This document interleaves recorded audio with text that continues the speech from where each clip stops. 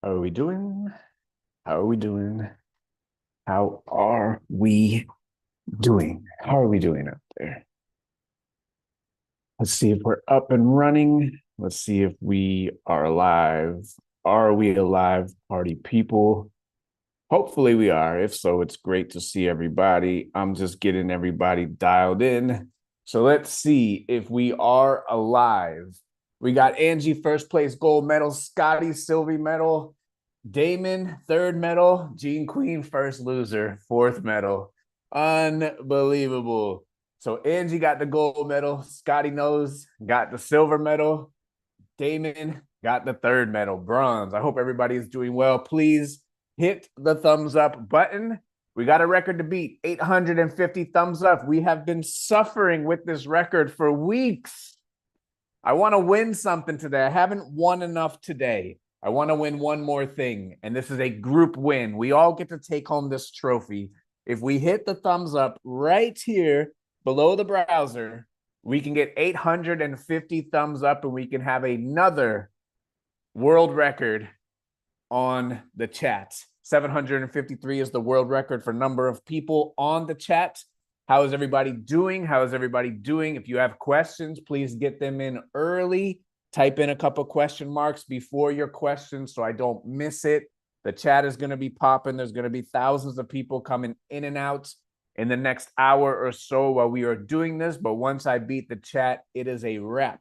So make sure you get your questions in early. I don't want to miss them. Don't want to miss them. I will answer every single question that comes through. Please type some question marks into the chat. I want to help as many people as possible. So if you have some questions, type them in. Let's get them answered. Let's get them knocked out. We're not here for Mickey Mouse. We are here to help. We are here to work on eBay. We have beat Eric on the text machine. He always texts at 8 p.m. with the good news from the store. Let's see if we have good news. That's pretty good news. We'll take it. So we beat Eric. So we have one win already on the chat. So I hope everybody is doing well. I hope everyone is doing well. Who is the furthest away? We have Gail from Australia. Is she the furthest away? Who's the closest? Who's the furthest? Who's the closest?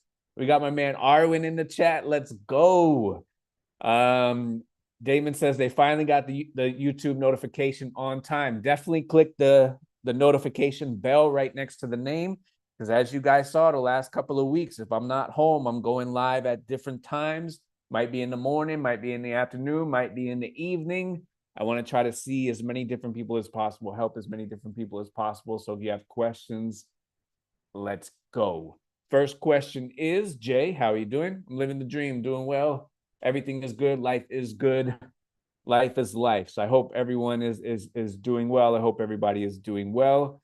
Make sure that you get the questions into the chat.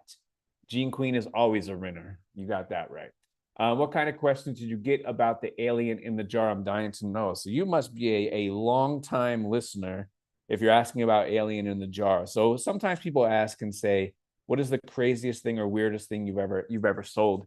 And one of the crazy things I've ever sold is actually alien in a jar. And if you go to the eBay machine and you search alien in a jar, you search high to low, sometimes they sell for a crazy price. I don't remember some kind of questions, but I do remember that was the weirdest, most off the wall questions that I ever received in my life. And you know what? Good for me, because I'm the one that wanted to sell alien in the jar. So I should be able to hold my own with the people that are asking the questions. But it is a bolo. If you can find alien in a jar, they do sell. The more greener the fluid, the more money you're going to get. So the three things that kill all resellers, I don't make you guys wait to the end of the call, but there's three things that kill all resellers. In the chat, do you have any of the three? Can someone name all three things that kill all resellers and their businesses? There's only three things. It's not rocket science. There's three things that kill every single reselling business. What are your thoughts on cross-listing apps? Me personally, I have no experience with cross-listing. I've never cross-listed a single item in my entire life. Have I sold some stuff at the brick and mortar store? Yes, but it's never been on eBay at the same time. Have I sold things on Whatnot streams? Yes, but they've never been on eBay at the same time. Listen, if cross-posting works for you and you are happy doing it, then excellent. No problem. I love it. If you guys love it, I love it. But for me personally, I don't have any experience with the cross-posting app. So folks in the chat, do you have experience in the cross-posting apps? I would love to hear it. I want this to be a back and forth good conversation today. Jean Queen says buying and not listing, listing and not making margin, and she has close to 2 out of the 3. She's been paying attention.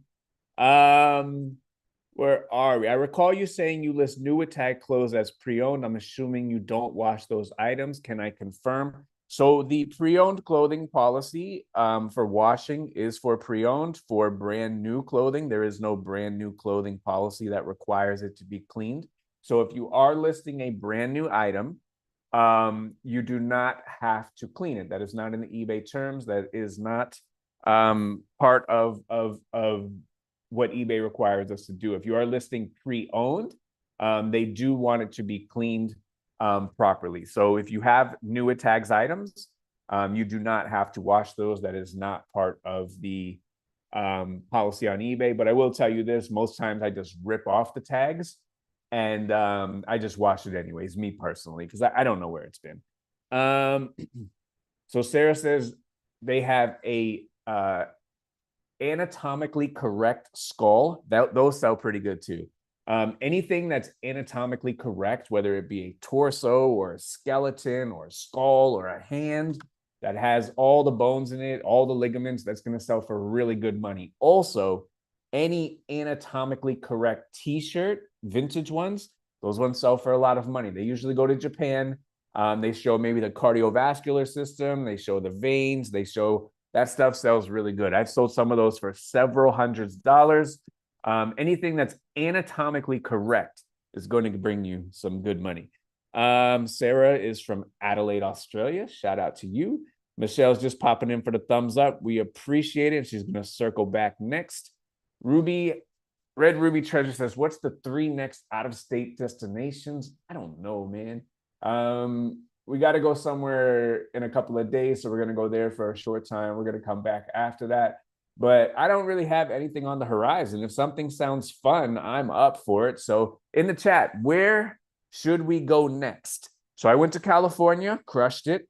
Went to New York City, absolutely crushed it. I got these shoes in New York City. And I'm going to tell you this. New York City has beautiful product. Absolutely beautiful product. Great selection of product. I got these shoes for $5.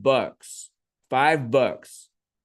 And they came back authentic, $5. And these are the shoes, sell for $549. Bim, out there everywhere. Got those at a little garage sale. $5 came back authentic. It cost me more to authenticate the item than it did to actually purchase the item. And we got a John Varvatos jacket out there that's worth about $300 to $500. We paid $5 for that. We got a Polo Country jacket that's worth about $500, paid $20 for that. On the last day, I got a Kith Pendleton sweater, paid $30. That one's worth about $350. We got so many multi-$100 items for a very good price. So New York City got the good stuff. New Jersey got the good stuff. There's good stuff everywhere. You are not going to convince me otherwise. So average reseller says inventory that doesn't sell. Sarah says death piles. Kimberly says not knowing your numbers. Jean Queen has 2 very close ones: buying and not listing, listing and not making margin, overpaying for undesirable inventory that gets listed inconsistently. That sounds very educated by you. Lack of research. So Jamie says they use list perfectly. The business, they like it. Very good. If it works for you, don't do it. Or if it works for you, go for it. Does the dropping off at USPS 24/7 kiosk after hours count as being shipped? So you are referring to the tracking uploaded on time and validated. That needs to be scanned by a human being before the cutoff time has elapsed. So if you do drop it off and you scan it with the kiosk gives you a received scan. eBay is looking for an acceptance scan. So the kiosk scan is not the same as a human being scanning it or scanning it with the actual scanner gun. That scan comes into place on the other side of the wall once you drop off your packages, or when it goes onto the truck, or whenever it does actually get scanned by a human. So the kiosk does not count as the tracking uploaded in time validated that eBay is looking for. The post office and eBay speak two different languages. So the kiosk, it's a receive scan. It is not a tracking uploaded on time and validated scan. Now, a lot of people use the kiosk and they don't run into problems. That's excellent. That's great. The people that do run into problems using the kiosk usually run into problems coming up here in Q4 when the post office starts to slow down a little bit and they don't scan those items in time. So if you use the kiosk and then they scan it within your handling time has completed, it's all good. But if you use the kiosk and they don't scan it to like tomorrow, that is not tracking uploaded on time and validated. Beauty Chic Boutique says, if a customer requests to cancel their order, does that affect your transaction defect rate? I have 3 on my account and not sure when they drop off. So if a customer requests to cancel their order, you can use the drop down next to the awaiting payment or paid and ready to ship. Use the drop down, click cancel, and one of the 3 selections is buyer asked to cancel. If you select buyer asked to cancel, no harm, no foul. If they say, hey, I would like to cancel this, no problem. You can select buyer asked to cancel. That's no harm, no foul.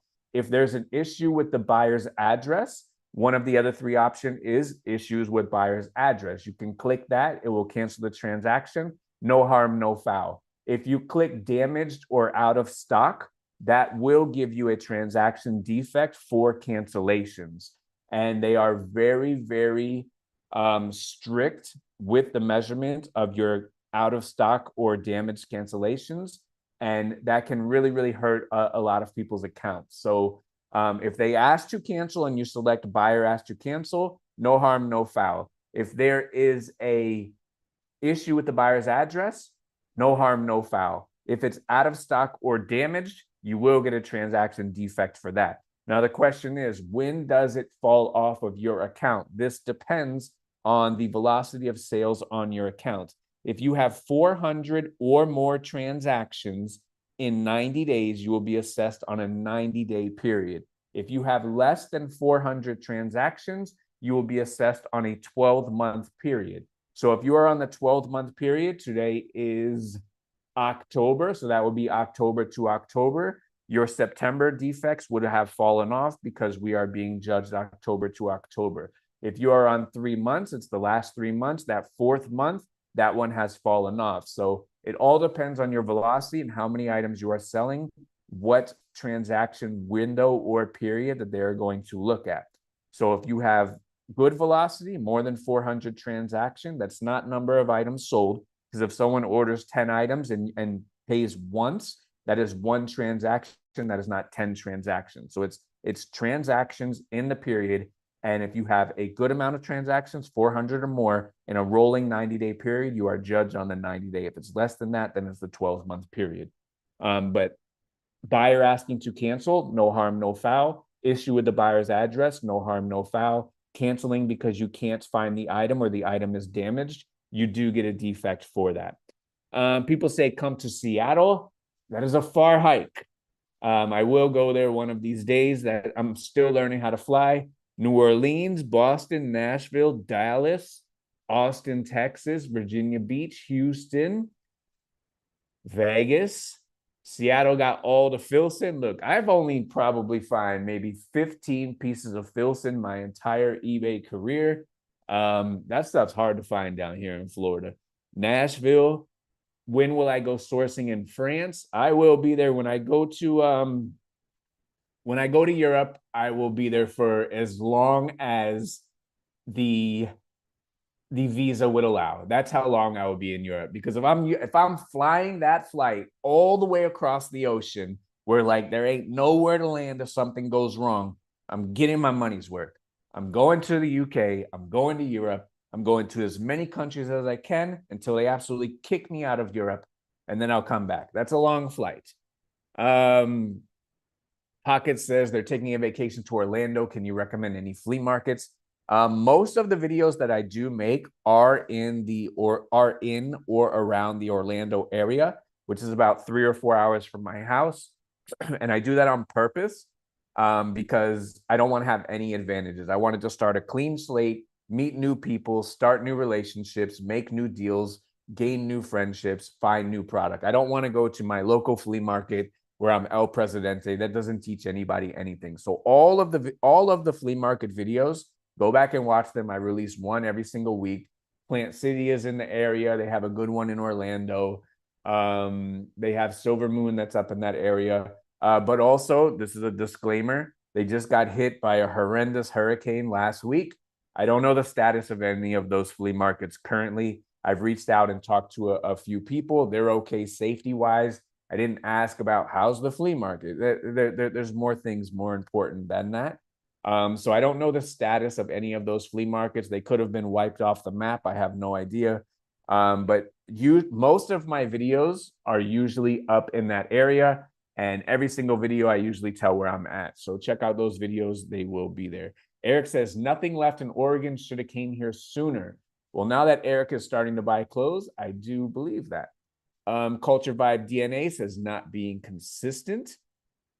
Alpha Team says, what time is it there? It is currently 8:17 p.m. Buyer close and open return request not as described. Does it still count against you? In most cases, yes. You can go to your seller metrics page where it has that thermometer and shows you what your return reasons are. On the bottom left-hand corner of the seller metrics page, and I'll put it in the chat for you. On the bottom left-hand corner, you can download a report. And when you download the report, it shows you what defects are currently being counted against you. And if there is a defect or an item not as described that is being counted against you, you can appeal that defect or that item not as described case. eBay has a crack staff of highly trained individuals that will read through it. And if they agree with you, they will remove the defect. The defects fall off on Thursday. So if you have one today and you call and they're going to remove it and you get off the phone, it's still there, that's okay. Defects fall off on Thursday. If it's still there Friday or Saturday, then you might have to circle back and give them another ring, and then they'll say, hey, we'll remove it next week on Thursday. So you got to kind of stay on top of them. Defects do fall off on Thursday. I did put a link in the chat to the service metrics page. Again, on the bottom left, you can download your service metrics report, and it's going to tell you what defects are being counted and what defects are not being counted. What's the oddest thing you've sold that wasn't clothing? I think Alien in a Jar is pretty much up there. Aside from Alien of a Jar, when I was pretty new into reselling, probably a couple years in, there was a guy who I did a lot of business with who buys storage units, and he ended up having these. They were about the size of, I don't know, a 4-foot table, probably 4 feet by 3 feet, and they were inflatable life rafts where when you like pull the plug, they inflate to like 20 feet long, something that you would find like on a fisherman boat or like on an airplane to like save yourself. These were like real inflatable rafts. I bought them for $100 each because they were so heavy and so cumbersome and nobody wanted them.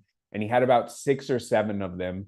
And I ended up selling every single one of them for $1,000 each. Like, that's why I did it, because there were comps on eBay of these 20-person inflatable rafts for $1,000 each.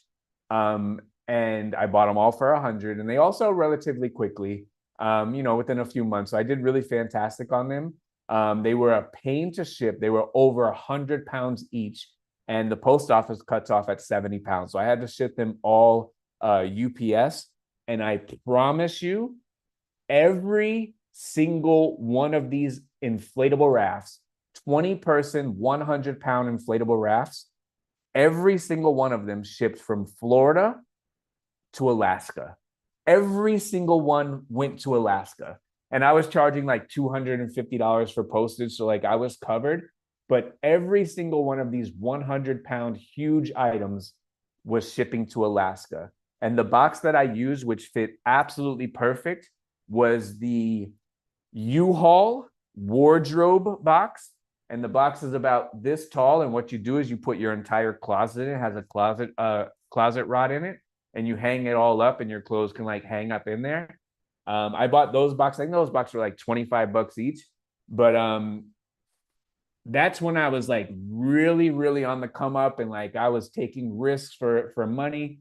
Now, would I sell a 20-person inflatable life raft?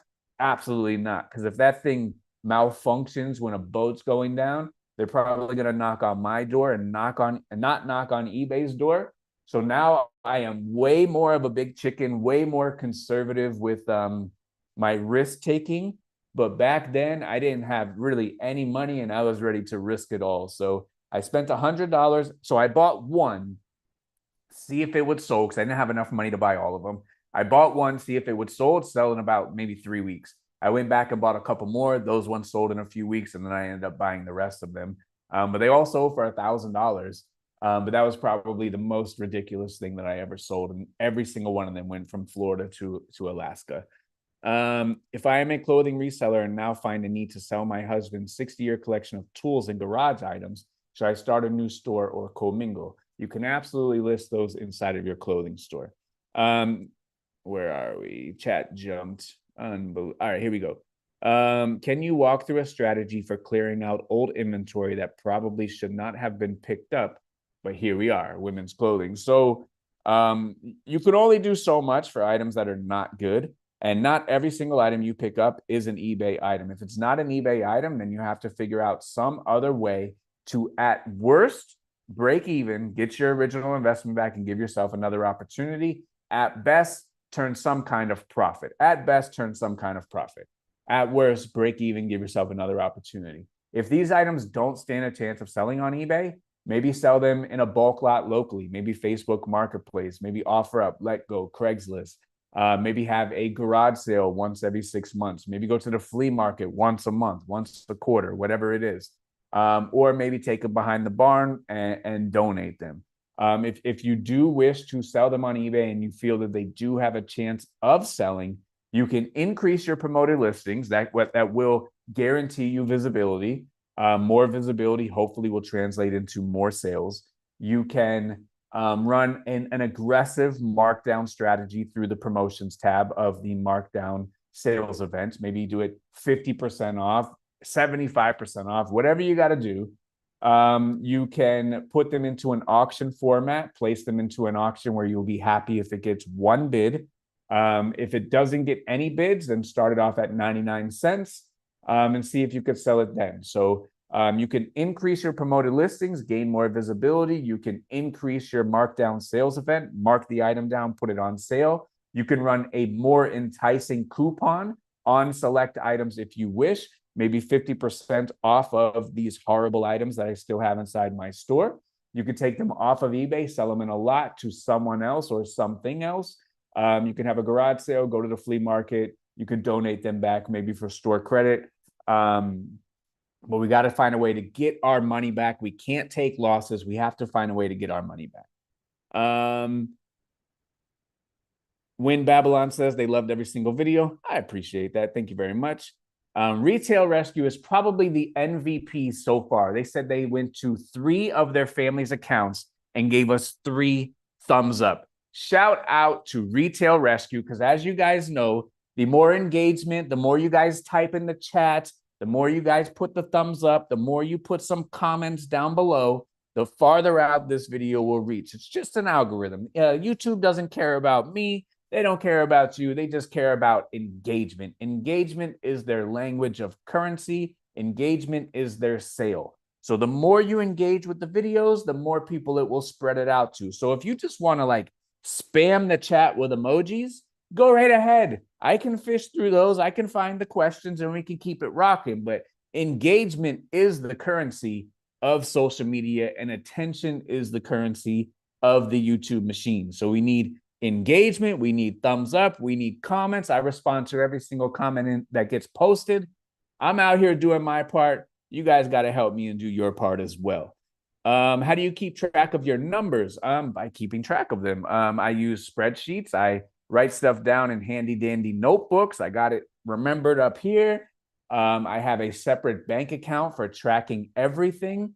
So I have a business bank account. I have a personal bank account.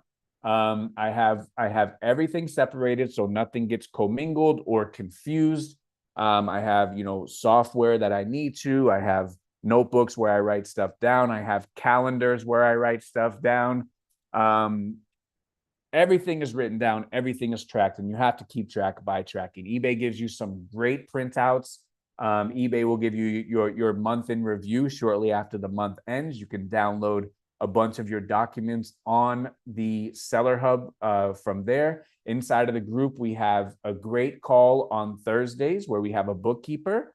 She shows you the basics of bookkeeping all the way up to how to take advantage of write-offs and things like that. So we have that in the group. That's on Thursdays. If you can't attend live, that call is recorded. The very first call in that section is basics to bookkeeping. It's right there. And we have every single thing that can help you guys out. So they said, I'm telling you, you could do some crazy damage in Virginia. So far, I'm going to keep it real. I've been doing damage everywhere we've been. I went out to California, probably pulled $100,000 out of that dead stock.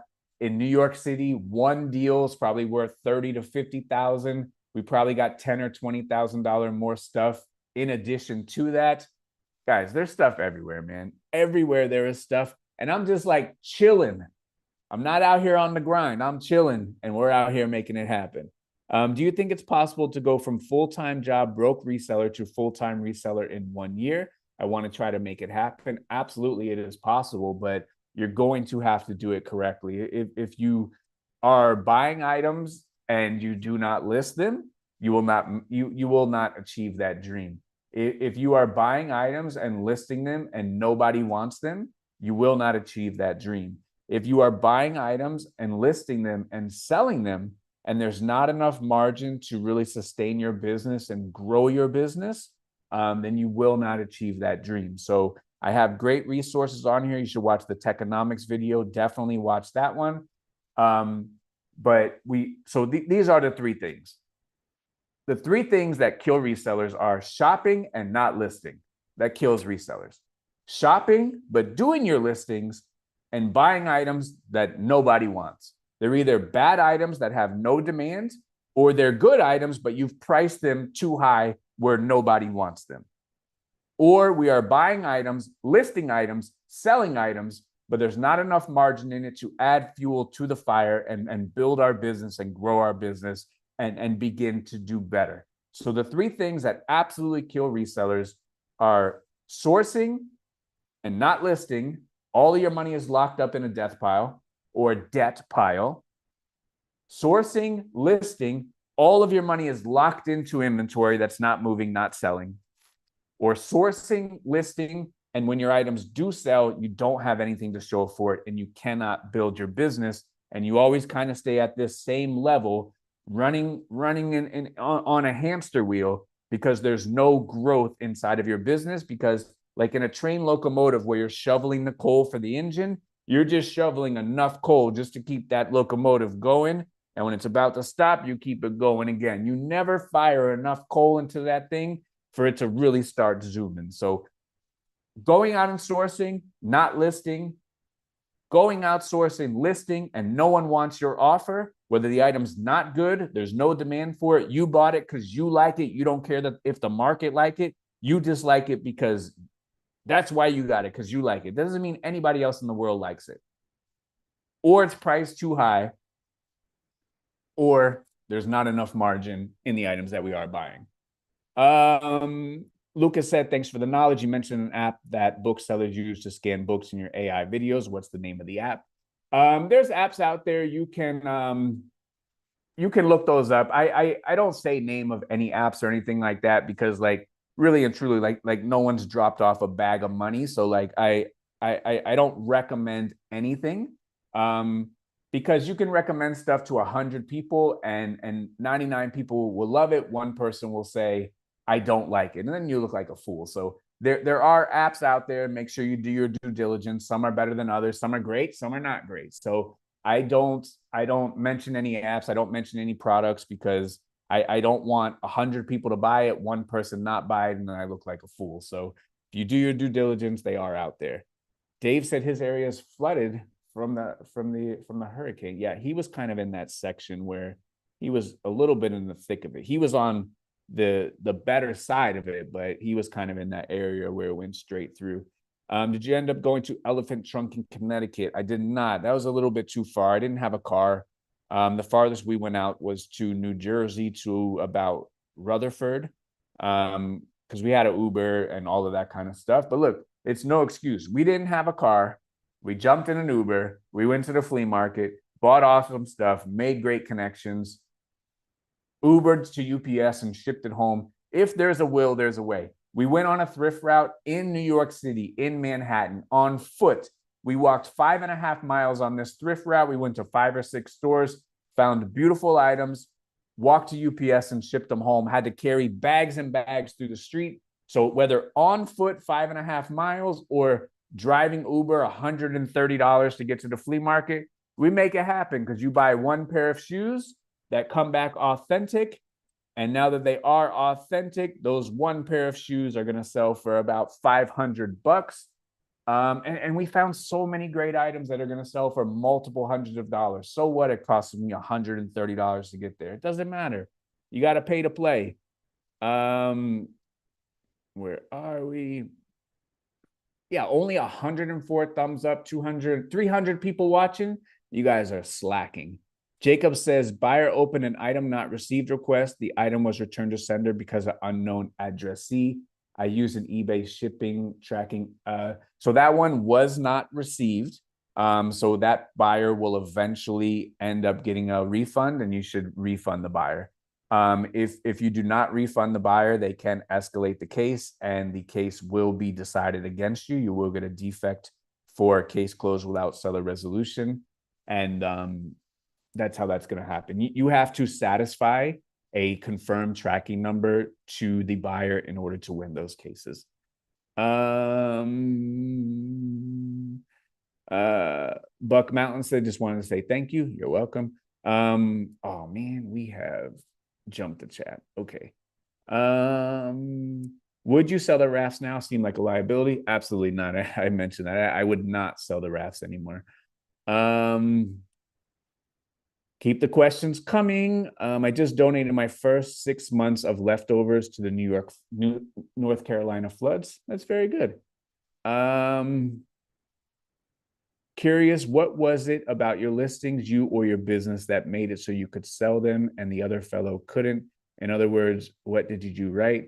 I think I did everything right. Otherwise, I wouldn't have had the results that I did. So like some people maybe do some of the stuff right, and they'll get some of the results. Some people do all of the stuff correctly, and they will get all of the results. I was the most consistent. I never, ever missed a day of listing on eBay since my very, very first day of listing on eBay. I've listed almost 20 years every single day on eBay. At one point, hundreds of items every single day for over a decade. I did the most research. I learned the most about the customer. I learned the most about the platform. I learned the most about the product. And that's why I can go to places I've never been that are thousands of miles away from me. And I can identify product and I can make $100,000 on a whim. That's because I took the time to figure out every single aspect of this game. And if you truly do become a student of the game and you make a commitment to be consistent every single day, this will absolutely reward you 1,000% fold. But you have to make a commitment to do this day in and day out. And people don't want to hear that. And people, you know, they think, well, like, where's the work-life balance? Like, look, I was talking to someone else and they hit the nail on the head. Even though I am ultimately getting after it every single day, and my productivity, my productivity level is extremely high, I still have time for other stuff. Like, we play baseball in my house almost every day. We set up a pickleball court in my house, and we've been playing that every single day for hours per day. All of my work gets done, and then I go do something else. So like, I have the most work-life balance when people who spend 15 hours a day to do a 3-hour eBay day, and they talk about they have work-life balance. So like, if you are taking 12 hours of your day to do what should be done in 3 hours, you're the one that does not have work-life balance. For me, I get my work done and I go do something else. I've never missed my son's baseball game. I picked him up, dropped him off every single day for school. I'm there for everything, but I also am there for every single thing inside of my business. But when we are taking 15 hours a day to do what should be done in 5 hours a day, that's not work-life balance. Work-life balance is getting done with your work and then being there for your family. That's what work-life balance is. And if you are taking 15 hours to do 3 hours worth of work, that's not balance. If you are taking 8 hours to do 3 hours worth of work, that is not balance. So work-life balance is great, but you need to work. The first part of work-life balance is work. You have to get your work done in order to have the life that you want, in order to find the balance. So there's so many things that I've been able to do because I did the work part first, handled the life part, and then always had a balance. But if we are sitting here searching for work-life balance and the work part takes 15 hours when it should be taking 5, that's not work-life balance. So you have to do everything, unfortunately, and people don't like to hear that. You have to study. People don't like to hear that. You have to be consistent. People don't like to hear that. You have to get better. People don't like to hear that. You have to do more. People don't like to hear that. You have to grow. People don't like to hear that. We have to do all of these things every single day without fail if you truly want to find success. And success is defined differently by everybody, but the definition of success is all of that.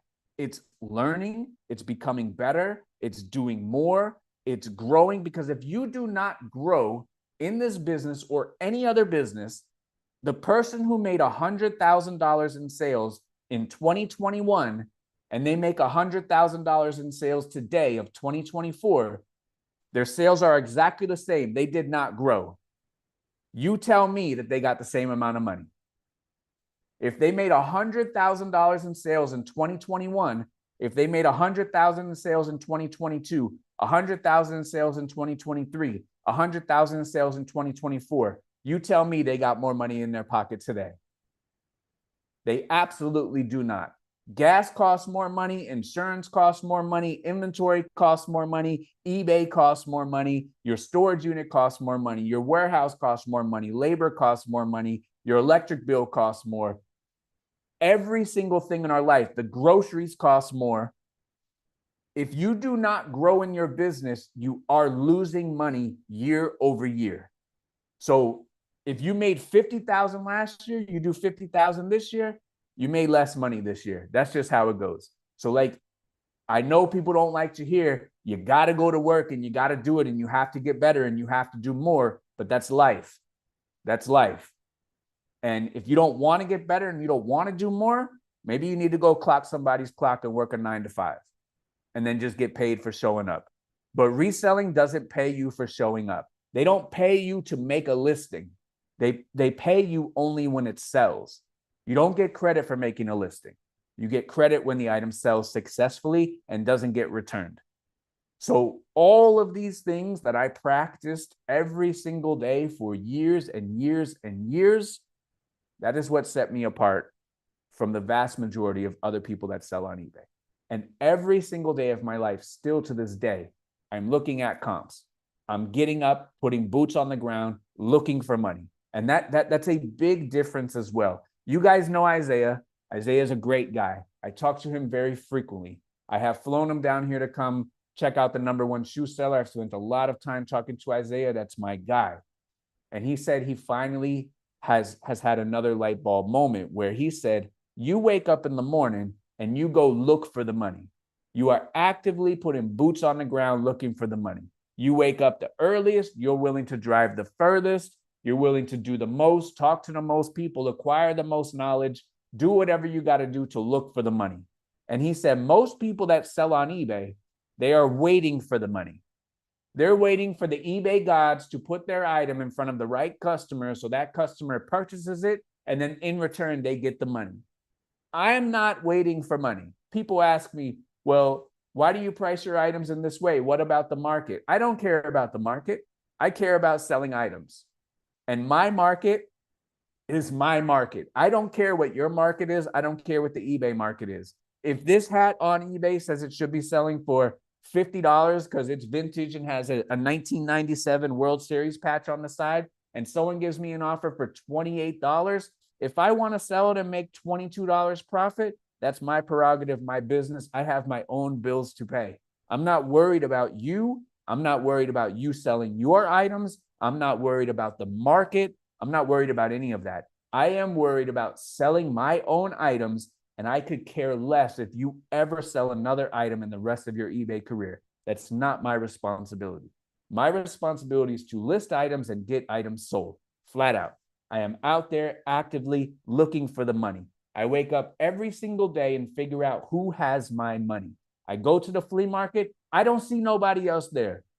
I've been to so many flea markets in so many states. I don't see nobody. Where is everybody at? Y'all sleep. I go to thrift stores more often than not. No one's there. And this is across several states. Nobody's there. What are you guys doing? At home playing Call of Duty? I don't know. But if we do not go out and go get the money and find money, we are not going to succeed in this business. And I feel very strongly and very passionate about that. And I've been talking about this for almost a decade on the internet. We cannot wait for someone to bless us and just hand us money. It's not going to happen. So if you are not a self-starter, if you cannot give yourself your own direction, get up and go after it and go get it, then maybe you need a manager to tell you what to do, or maybe you need a boss to tell you what to do, because reselling is not for everybody. Self-employment is not for everybody. Success is not for everybody. Going to the top is not for everybody. So we have to get better. We have to do more, and we have to grow. If you made $100,000 in sales last year and you make $100,000 in sales this year, put it in the comments and tell me you have more money. You do not. There are more costs incurred. If you made $100,000 in sales in 2021 and you made $100,000 in sales this year, you do not have more money. You have less money. Everything else costs more. There's inflation, there's shrinkflation. All of this costs more, means that we have to do more, and we have to get better, and we have to grow. Those are the three things that help all resellers. The three things that kill all resellers, we discussed those. The three things that help all resellers, and resellers don't want to hear this, is getting better, doing more, and growing your business. If you do not do that, you are going backwards due to all of these other things that are outside of your control. YGT says, how often do you pick up women's clothing? I pick it up when it's profitable and fits my metric. Judith says, great whatnot show with Audrey. She bought the vintage Ralph Lauren men's jacket. That was a beautiful one. The blue one, that was wool. That was a very good one. That was vintage. So when I was in New York City, I found a vintage Grateful Dead shirt on the ground. It was about 7:30 in the morning. There was nobody around. This shirt belonged to no one. Someone left it there overnight. It was right outside Central Park. And in Central Park the night before, they had a big concert with Jelly Roll and Doja Cat and Post Malone. So there was a bunch of stuff left all outside the perimeter of Central Park. There was a balled up tie-dye shirt. I have it on video. And I said, I bet that's a Grateful Dead shirt. Had my wife start filming. I have it on video. There's no one around. Picked it up. Vintage liquid blue Grateful Dead shirt. Not a great one, maybe worth $50. I found it on the ground. I took a picture of it and said, there's money everywhere, literally money everywhere. I found $50 bill on the ground. Audrey Puente, who is the weather lady up in New York for Fox 5, she's also a reseller. She sells her clothes that she wears on TV. She hit me up and said, hey, do you want to see what a New York City reseller looks like? I said, sure. And she told me where she lived, and it was like a 5-minute walk to where we are. She lives in a very beautiful apartment on a very high floor where you can see the World Trade Center all the way from Central Park, and you can beautiful views.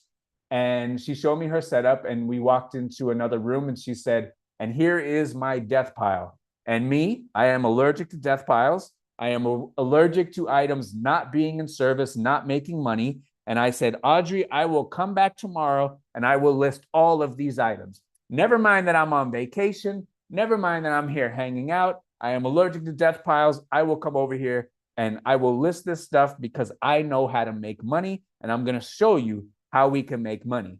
And she said, really? Yeah. I said, I'll come over here. I'll be right here tomorrow and we're going to get all this stuff listed. It was hundreds of items. Somehow, some way, I was going to get it listed. I'm allergic to death piles. So if you have a death pile and I see the death pile, we're listing it. So do not invite me to your house unless you're ready to get to work. So Audrey said, what if we sell it on Whatnot? I said, okay, let's sell it on Whatnot. So we went over there. I helped her set up the stream. She did fantastic. Got off to a little bit of a rough start because she's a very tiny woman and she led with like extra small dresses. Very hard to sell. So I helped her. We mixed it up. We put some handbags. We put some shoes. We put some men's clothing. She ended up doing like almost $3,000 in about 3 or 4 hours. So about $500 or $600 an hour. She did fantastic. She sold about 99% of the items and she has $3,000 in her pocket. That's the name of the game. So if you meet me and you invite me to your house and there's work to be done, we're doing the work. I don't care if I'm on vacation. I'm over here. I'm making money. And with Audrey, we made about $3,000 in about 3 or 4 hours. So do not invite me over to your house unless you're ready to get to work. I work every single day. There's no such thing as just taking an item off of vacation. What's your definition of a good item to sell? So everyone's definition is going to be different. A good item to sell would be an item that fits your desired profit that's going to sell in your desired time frame. So if you want to make $20 profit, and you want the item to sell in 90 days, and that needs to be the absolute worst item that you accept into your cart, that you accept into your eBay business. Every single item should be better than that. That is your baseline. That is the bottom. That is the basement. That is the worst. It could be a $10 profit in 90 days, whatever your heart desires, but that is your basement. That is your baseline. That is your worst item. It's only up from there. And every single person's metric is going to be a little bit different. So it's going to be expected profit and expected time frame of the return of your money, aka sell through. When are you doing a podcast with Aussie Flipper? No idea. Never. I don't think I've ever spoke to that guy, so I'm not sure. Do hearts do anything? I don't know. They probably do something better than nothing. For the last 3 months, have been listing 7 and selling about 6.7 per day. What should I consider when increasing my number of listings? So you should increase your listings to what you are comfortable doing, where you can increase without increasing your defects. Continuing with accurate listings, making sure everything is put away, resetting to 0, making sure you're not losing stuff, making sure you're not doing defects or anything like that. You should increase your listings to what your business can afford. And what you're doing now, listing 7, selling 7, do the exact same thing, same items, just find more of those. You don't have to reinvent the wheel. Just double that. Go to 10 of the same exact items, 12 of the same exact items, 14 of the same exact items, and you will be printing money. You'll be printing money. Don't reinvent the wheel. You have found something that works. You're selling 7, listing 7, sell 10, list 10, sell 12, list 12, sell 15, list 15. BP Holt says, actually, don't come to Nashville. Don't want you to blow up my spot. If it's a good spot, I might hit it. When you listed and sold 250 items a day, did you need to write down every order, how much you paid for it and how much you made? No, I had an average cost of goods. So my average cost of goods was $4. And I would pay for something, I would average it out, and then I would put that average number into my rolling average cost of goods. And again, we discussed this on Thursdays in the bookkeeping call. In the very beginning, when you are just starting out, you should write down every single one and figure out where your money is going. Profit, loss, fees, promoted fees, final value fees, insertion fees, how much it costs to ship, how much everything costs. We should have a fundamental understanding of where our money is going. Once we understand where the money is going, then we can start getting into an average cost of goods. Any tips for researching style codes for certain brands? I tried typing LO Bean style codes on Google, but it never get into item specific. So You could try Google Images, type the same thing in Google Images and maybe find a picture. You could type Google Lens. But listing something without a style number or model number, it's okay. Just use good keywords that are going to attract the buyer. What's the most cash you made in a year, brother? I've done very well for myself where I can hang out and do fun things that I want to do every single day of my life for at least the last 10 years and hopefully going forward for the next 50 years. I am very, very fortunate, my friend. Trust me. All right, chat jumps. Let's try again. All right, I'm looking under item specifics and it says belted. Does that mean belt loops or has a belt? Which category? I had 108 items scanned as delivered to the post office instead of accepted. What should I do? I've had that happen before on a 3-day weekend where I had over 1,000 items. The scanner for the post office was on delivered instead of accepted. It was an absolute catastrophe, but practice good customer service, let them know what happened, reassure them that the item will arrive safely. What the tracking number is going to do, it's always going to say accepted, but it will continue to update as normal. So if you check in a couple of days, it's going to be closer to the customer. It will update as normal. You might get some buyers who are confused, but just say, hey, I dropped them off. They made a mistake with the scanner. The tracking number will upload as normal. I assure you, you will get the item. It happened to me as well. What was the name of the artificial software you talked about for eBay? Not going to talk about the name. I have nothing to do with the company, and I don't want to recommend something that can end up messing up someone's store. But for me, no. Wow, he says, how are you doing? What AI software for reselling currently doing good these days? I'm not sure. Started reselling a little over 80 days ago, picked up a one-of-a-kind item for $2.40 at a yard sale, got an 08 Team USA WNBA Game Word jersey. That's nice. Price it up. Good money for that. Sarah says, you actually play baseball in the house? Absolutely. Where's Arwen? Arwen in the chat. Me and Arwen played baseball in the house. My son was playing the field. And lately we've been playing pickleball in the house. So Arwen's been here. We've been playing pickleball in the red room. Full off. Dive in if we got to. It gets serious around here because if you guys can't tell, I like to talk a lot of junk. And I don't lose. I refuse to lose. So when I'm up. And I'm serious and I don't lose. And I've never let my son beat me in anything. When he was a little kid, I beat him 21-0. There are no free lunches around here. So we play baseball in the house. My wife will play. She'll pitch. She'll hit. We just get it in. Hello from the UK. I know that you have covered this a million times. What's your view on promoted listings, especially for a beginning reseller? I think that you should have a very good fundamental understanding of your numbers. And once you do have a good understanding of your numbers, you should do promoted listings on items that may require the help of promoted listings, items that may be saturated, and be willing to pay eBay that additional money in order to get more visibility and have your items seen. Just sold my first Liam Payne CD. Shout out to the sale. Good work. How do you average your cost of inventory per day, per store, per year? All of it. So if you go to the thrift today and you buy 10 items and you spend $100, then you spend $10 per item. That is your cost for today. That gets averaged into your cost of tomorrow. You go to the thrift, you buy 200 items and you spend $100, you spend $5 each. So now you have an average cost of $750, or you keep rolling in and rolling in and rolling it. It might be $833, whatever your average is. And you just keep rolling every single day. And once you do, acquire a good amount of inventory, you could start rolling it once a week. You could start rolling it once a month and keep that average number rolling over and over. Will eBay be here in 20 years? I'm sure it will be. Will it be the king of the castle? I don't know, but it will be.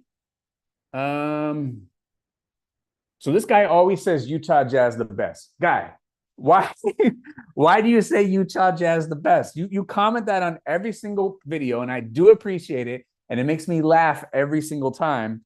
But where did that come from? Because all of a sudden you just started commenting Utah Jazz the best.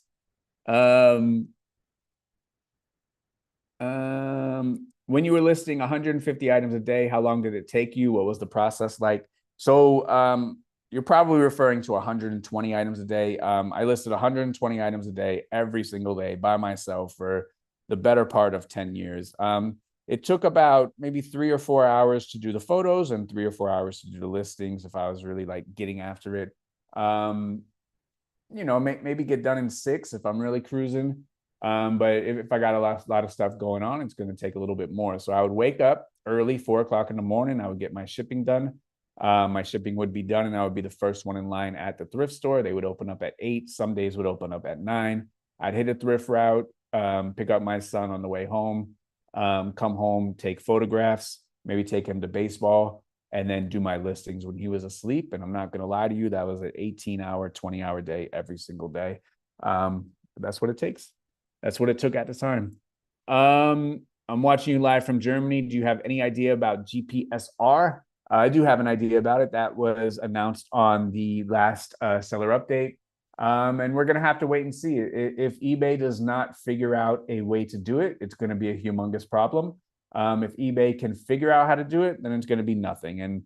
And I think eBay will figure out how to do it because there are potentially billions of dollars at stake in sales, and eBay will figure it out. That is my opinion. Best advice for anyone with a death pile on how to start: one item at a time. Culture Vibe says you need your own reality series, Reseller Closet Revival, and help people list their death piles. Y'all don't want to see me on TV. All right, very good. Have you ever thought about day trading? I have not. I gamble with my life, do not gamble with my money, and the stock market is too much of a gamble for me. Does item description from seller help with find my listing? Does item description from seller help with finding my listing? You can search item description, although most eBay sellers don't know how to do this. So we can't expect eBay buyers to know how to do this, but you can search item description. Does LL Bean different from L.L Bean? eBay knows the difference between the two. I shipped an item through eBay standard international delivery, and the Ascendia tracking number won't update through eBay, but when I open it to the website, it shows that it's in transit. Nothing to worry about that. Mandy hit it. With no furniture, you can have field games. That's right. No furniture. That is the essence of being happy with life. I don't have to worry about a couch. I don't have to worry about a wall unit. I don't have to worry about any of that. What I have to worry about is when my son pitches the ball, is taking him deep to the farthest part of the living room for a walk-off home run. That's what I have to worry about. We need to see the red room on the Tuesday call. The red room is downstairs that way, and we have a makeshift pickleball court currently. Because when we were in New York City, they were doing pickleball, and my wife or my son looked at me dead in the face, and he said, "I could beat you at pickleball." And I said, "You go home and you go practice, and when I get back, we're going to see the court, and I'm going to sit you down." And so far, every single day we've been playing at home, I'm letting him get his reps in, get his practice in. I have been dominating, and I don't know if he's listening to this call, and if you are, he'll tell you I've been beating him 11-1, 11-0, because when I get on the court, it's a different kind of animal. Thoughts on Amazon gurus on Instagram promoting service to help people grow for 5,000? Well, if they can help you grow and it's worth the 5,000, then good on them. This is a capitalist society, and if someone is offering a service with their expertise and it's worth it, excellent. If it's a scam, then it's not so good. So, we charge $1 just so you have skin in the game, and so the group doesn't turn into a wild, wild west Yahoo group of, a bunch of craziness.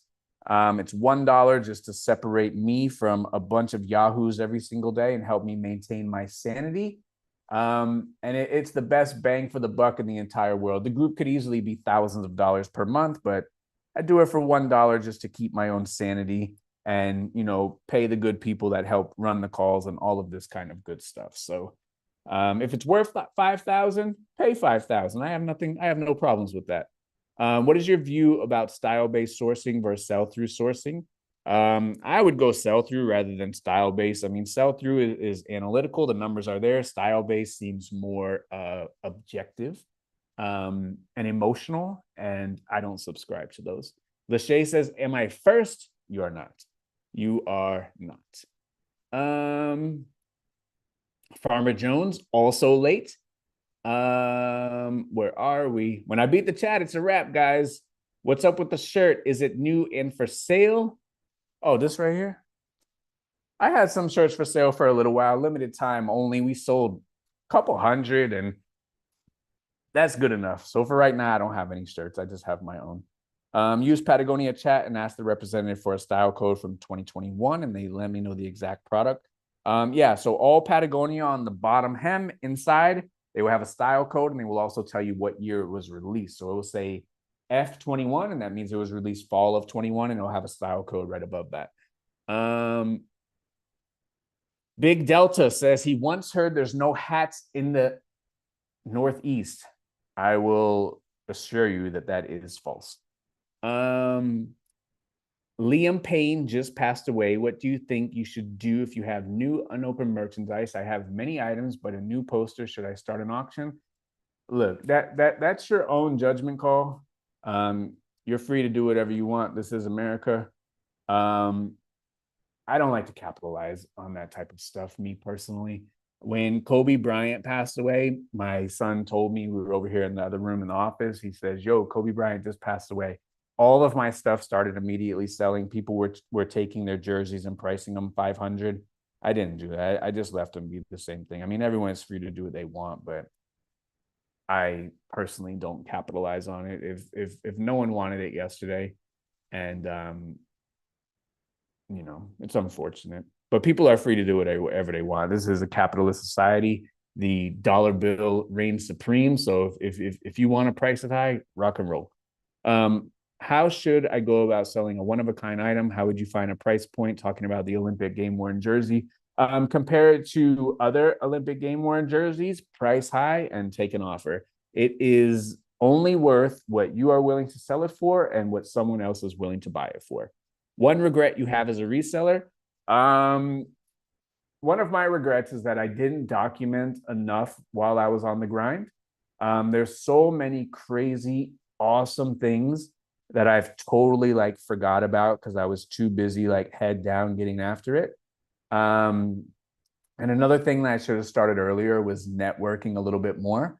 I was very like me against the world. I was very like every other reseller was my mortal enemy. It was a competition, me versus everybody. Where when I started to develop the relationships and working with people, that's when my business really, really exploded. So I got to $1 million in sales. I think it was 1.28 million. It's on my Instagram. I think that was 2019. That was before COVID.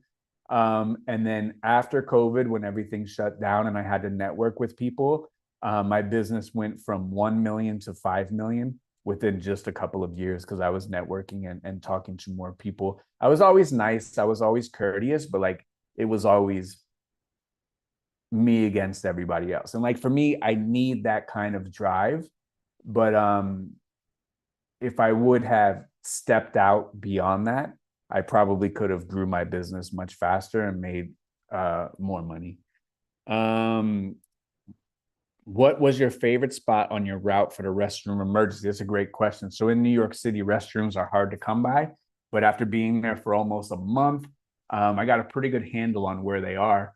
A good one is at the Lincoln Center. You go to the left, you take the elevator downstairs into the parking lot. Great restroom in there. Bryant Park has a good one. Yeah, those are two good ones. Also inside the New York City Public Library, but restrooms are hard to come by over there. Where are we? We're almost done with the chat, so you guys are on the ropes right now. What's one thing you would have enacted or changed earlier during your, oh, we just answered a similar question. Saving for a computer to join the group. My partner wants to join too, so we can have one account. No, if you have a partner, you guys can get in, both of you at the same time. How's everything back home after the storms? For us, we are very, very lucky. We live very south down by Miami, so the storm went above us and we didn't really see any real impact. But the people that did see an impact, kind of like in Rally Roots' area or Rockstar Flippers area, or the people in Orlando, like Dave, he lives around Orlando, ADH Dave, those guys really got hit a lot harder than we did. We didn't really get anything. So the thing about hurricanes is like they're very, very big, but like unless you're around that eye, the eye wall or around the eye, like that's where it really, really gets crazy. Or if you're on the coast and it has the storm surge. So we're about 14 miles from the coast, and we weren't anywhere near the eye wall. And it all depends how it spins. So like when it was spinning, the nasty part of the storm was on the north and we were on the south. So we didn't really get a whole bunch, but those guys over in the Tampa area, St. Petersburg area, those guys got hit really hard. What is your thoughts on auctions? Thoughts on auctions, if it is a desirable item, a collectible item, a rare item that has demand, I think auctions can be a good candidate. How do you know if it's rare, desirable, or collectible? You got to study. You can also go to other items that are similar to it. You can click on those listings, and if they are auction format, see how many bidders they actually had. Did they have one bid and ended at one bid? Maybe not that desirable. Did they have 20 bids? Maybe more desirable. Customer open return, shipped item, but the item is bouncing between USPS network for the past 2 weeks, still making its way through. How do I handle the return? You only refund when the item is delivered, so hang tight, just wait. What do you think on opening a vintage store versus just listing vintage clothes on eBay? Is it worth the overhead of rent? So I do have a vintage store. I've had a vintage store for 6 years. I've had it prior to COVID, through COVID, and after COVID.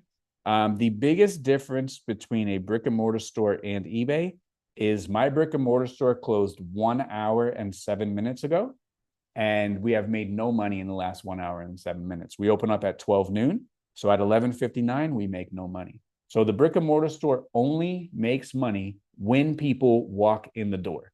The brick and mortar only makes money when it is open. eBay is open 24 hours a day. The brick and mortar store's candidates for shoppers is about a 5 to a 10-mile radius. The eBay candidate for customer is 8 billion people. Literally everyone in the entire world has the opportunity to purchase one of your items. So the store closes, the store requires an employee or your time. And if the store is not open and no one walks in the door, you are not going to sell any items. So I love my brick and mortar store. It does absolutely serve its purpose, but there was a time where I was looking into getting more stores and like kind of expanding and making like a store empire. And then COVID hit and the store was closed for about 6 months. I paid the rent every single month. I didn't get no PPP loan or go asking anyone for money. I didn't go that route. I paid it out of my own pocket. I paid my employee out of my own pocket. And eBay blew up during this time, as a lot of you guys know. So since eBay never closes, it's open 24 hours a day. If I was going to do one, I would just do eBay. The brick and mortar store closes, has vacation. If it rains, no one comes. So for it being open and having access to every single person on the face of the earth, I would probably double down on eBay. Have you thought about upgrading your camera setup for your lives and YouTube content? Better presentation and resolution can only help, right? So I do this on purpose. I have a laptop with a built-in camera. I have headphones from a Galaxy S10. I have no beautiful setup. I use my telephone for my videos just to show that you do not need anything special or anything fancy. What you need to do is just do it. And if you saw my very first video on YouTube, I walked everybody through my warehouse. My warehouse, the #1 seller of pre-owned men's clothing on the face of the earth, has nothing fancy. It's built with PVC tubing and cardboard boxes. That's what my entire business was built on. It's not fancy. It requires nothing other than to get started. Could I have all kinds of better lights and a better camera and a Rode microphone or a Blue microphone or whatever it's called and a very fancy setup? Absolutely, I could. But the message that I try to put across subliminally and verbally in every single aspect of this, whether it's YouTube, reselling, digging a hole, whatever it is you just have to do it. You just have to do it. Nothing fancy. You don't need to know everything. It doesn't have to be perfect. You just have to do it. And as long as you do it every single day and you get a little bit better at what you do every single day, the rest will take care of itself. So my eBay business was built on cardboard boxes. Look, that table that I shipped from, I built that table out of scrap lumber. The photo station that we have, I built those photo stations out of IKEA tables and cardboard boxes. The table that I use right now to take pictures of my little 20 hats per day, I found that table in the trash over 15 years ago, and I have used that table for every single non-clothing item that I listed. I got it from the trash. And I have nothing fancy. I have no special advantage. I have no robots. I have no advanced degrees or special certification or anything. But what I have is waking up every single day and getting after it. So could I upgrade my camera and not have a cracked phone that I hold right here and do my videos? Absolutely, I could. Would the videos maybe be, a little bit better as a presentation? Maybe they would. Are my videos perfect? They're not, but they're not perfect by design. I'm not perfect. Nothing about my business is perfect. Nothing about life is perfect. This setup right here is about as bland as it can get. These headphones are probably 10 years old, but we come on here every single day and we make it happen. And that is the message that I want to convey, maybe the strongest out of every single message that I come through. You don't need anything special. You don't need anything. All you need to do is just do it. Just get started. While I'm here, this chair, guess where I got it? In the trash. I found this chair in the trash at my warehouse, and now this is the chair that I do the calls on. So I got this chair in the trash. I have no webcam built in. I have these headphones from an old telephone, and I have nothing behind me. I just come on here and get started. When you come into Maryland, the flea markets have prices higher versus eBay. Thrifts are okay. Wanted to see how you would do. I will be up in Maryland maybe in 2025. I want to hit the road and hit every single state. Bro, I work 12-hour shifts. Should I draft a bunch of items to do on my day off and list them throughout 7 days, or should I list everything at once? I would do everything on 7 days. So draft and then list them little by little, because eBay likes activity.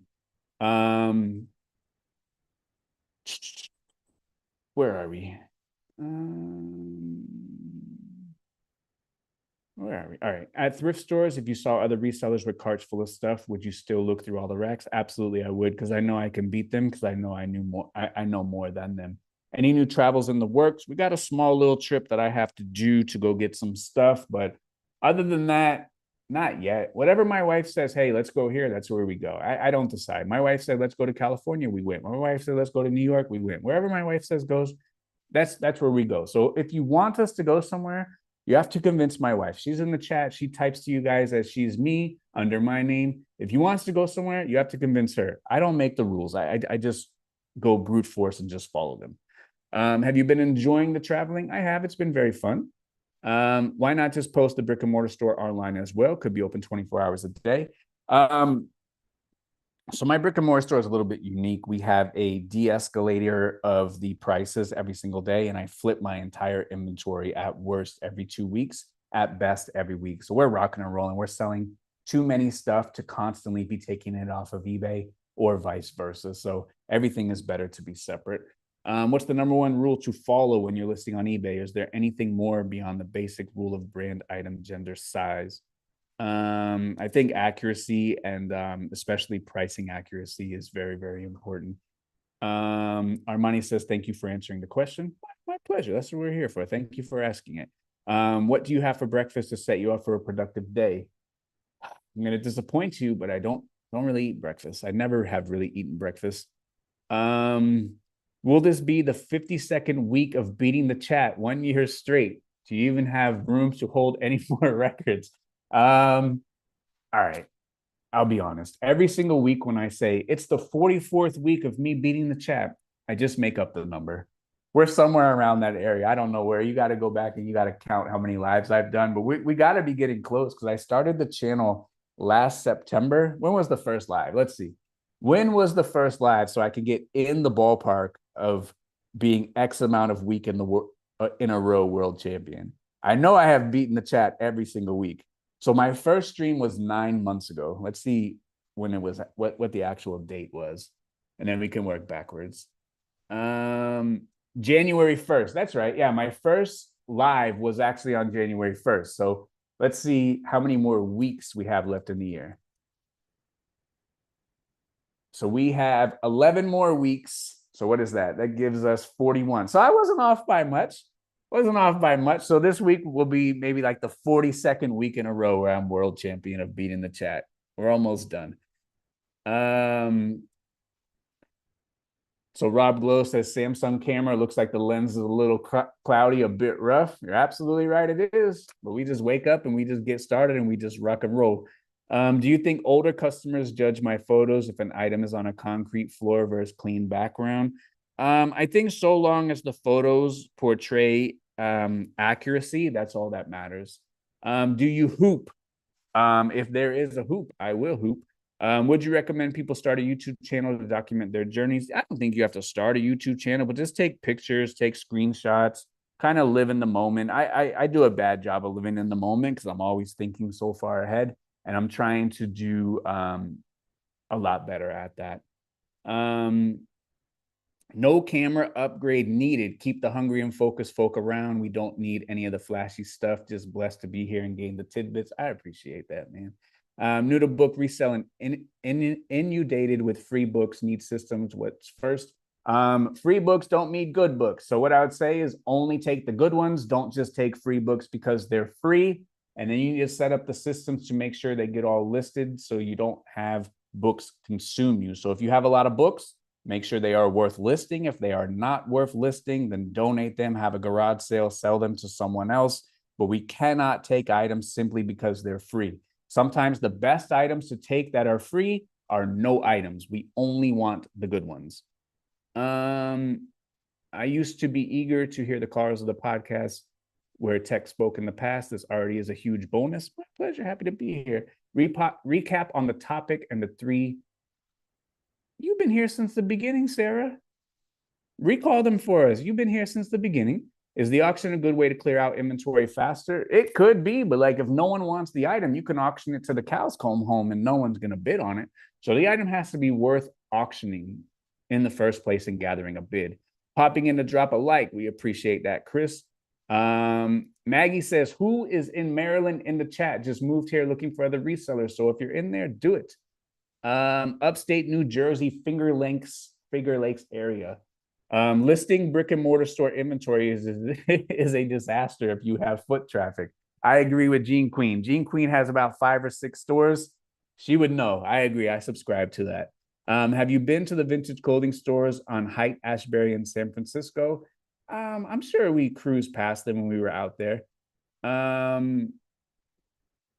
many listings a day get the most traction to build up your page? It could be one fantastic item that'll get you traction. The most amount of fantastic items that you could list will give you the most traction. I'm walking through the thrift, stacking and watching. People think I'm talking to you. Hey, we take that. How's everyone doing? In Explore Mile High, we're talking to them. What's the ideal location attributes for a brick and mortar store to look for? High foot traffic. So for me, my brick and mortar store is about 300 feet from a high school, between a high school and McDonald's. And if you've ever been to high school, you know after high school, everyone walks to McDonald's. So all the kids walk right past my store. It's on a very busy street. Foot traffic is going to be king. Can you please make a call for Canadians? I will make a call for Canadians if people want to attend the call. If they want to have it, I'll do it. If you guys want to call about tiddlywinks, I'll make a call about that. Whatever you guys want, I will do. They were talking about making a call in Spanish. If you guys want to call in Spanish, I will do it. Did you hear about the tornado in Wellington? I did. I actually used to live in Wellington around my high school time. Do you still run full service landscaping business? That's still up and running, going well. What are the most common mistakes you see new resellers make?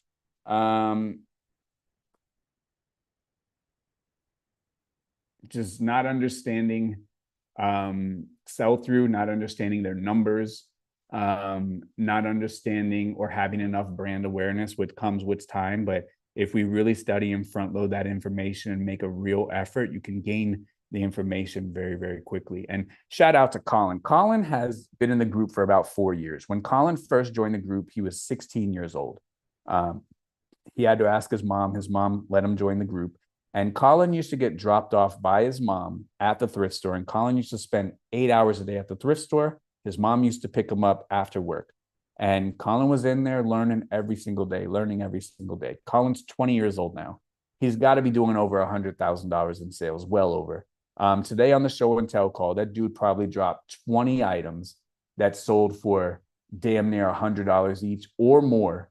Like it was nobody's business. And that guy just turned 20 years old, and he has been studying since he was 16 years old, and he is doing absolutely fantastic. So, you know, we're all beginners at some point. We have that in common, each and every one of us, but understanding the numbers is extremely important.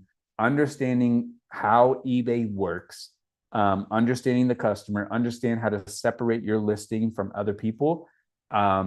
Everything after that, like the mechanical portion and things like that, all of that can be fine-tuned and streamlined, but you have to understand your numbers. There's so many people that don't understand their numbers, think that they are making money, and they're not. You have to be consistent. You have to be disciplined. You can't just shop and never list. You got to get it up. Do you sell replenishables?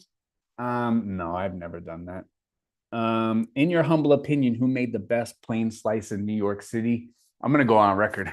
Roma's Pizza, and they have a couple throughout the city. Roma's Pizza, without a doubt, the best pizza in New York City, without a doubt. Put it on the board. Roma's Pizza. Like I said earlier, I don't endorse anything from anybody, but today I will endorse Roma's Pizza in New York City. So Armand says, I thought it was a myth. I sold something after liking the video.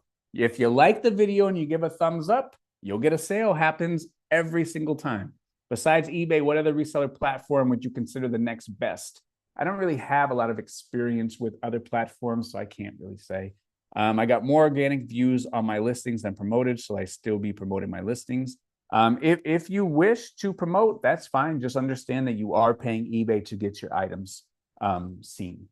One bite, everyone knows the rules. That's right, Chad. All right, we have beat the chat. That's everybody. Stick a fork in it. It's over. Adios. Sayonara. We'll see you later. 42-week in a row world champion. This guy with no background, no camera, chair from the trash, and a cracked phone. You don't need anything fancy. You just got to do it. And if you could choose to be one thing, just choose, as always, to be great. Thank you. See you everybody next week. Adios. Be great.